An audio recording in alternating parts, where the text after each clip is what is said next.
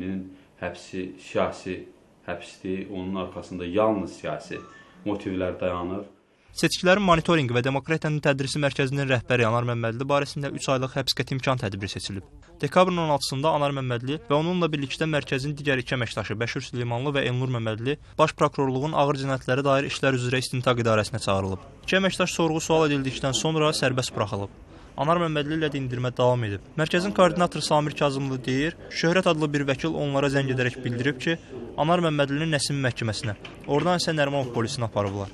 Qeyd edirəm ki, hər 3 şəxs adı çəkilən idarəyə vəkilsiz getmişlər.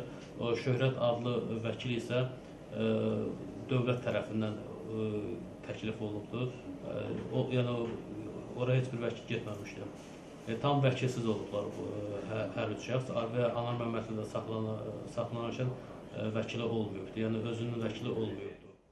Köşə yazarı Şahvələt Çobanoğlu Anar Məmmədlinin həbsini oktyabrın 9-da keçirilən prezident seçkisi ilə bağlı SMDT-nin müşahidə etdiyi neqativ halların nəticələrinin yayılması ilə əlaqəli olduğunu deyir. Mənə görə bir siyasi intiqamdır. Bu təşkilat seçki ilə bağlı böyük saxtakarlıqları aşkar edib, müşahidə edib, bunu öz bəyanatında ifadə edib. Buna görə də Anar Məmmədlinin həbsi birmənalı şəkildə deməli siyasi motivlidir və onun seçki monitorinqi ilə bağlı tutduğu mövqeyinə görə, obyektiv mövqeyinə görə deməli intiqamdır.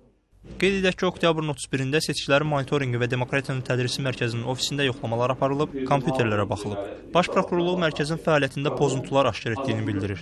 Təşkilatsa bildirir ki, onlar hər zaman hesabatlı və şəffaf işləyiblər. Anar Məmmədli indiyədək ölkədə keçirilən 12 seçkinin monitorinqi, həmin seçkilərin dövründə seçici fəallığı və seçicilərin məlumatlandırılması yönündə proqram və tədbirlərin, habelə material və hesabatların yazılmasında iştirak edib. Seçki ilə bağlı açıqladığımız pozuntularla bağlı, onların növləri ilə bağlı, eyni zamanda seçkinin nəticələrinin azad demokratik hesab etmədiyimiz üçün, ədalətli hesab etmədiyimiz üçün biz təbii ki, qınaqlara və tənqidlərə məruz qalacağıq.